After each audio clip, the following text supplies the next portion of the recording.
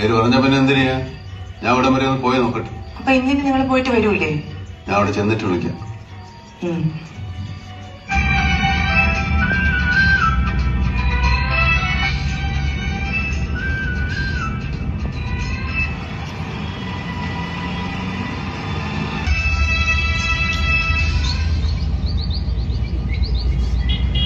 നീ പറഞ്ഞിട്ട് ഇറങ്ങാത്ത എന്തിന്?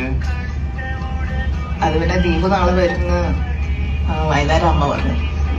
അവൻ വീട്ടിലുണ്ടെ പിന്നെ ഇതൊന്നും നടക്കില്ല. ഇങ്ങനെ ഇറങ്ങി വരാനൊന്നും പറ്റില്ല. അതാ പിന്നെ ഞാൻ ഇപ്പൊ തന്നെ ഇറങ്ങി വരാന്ന് വെച്ചത്.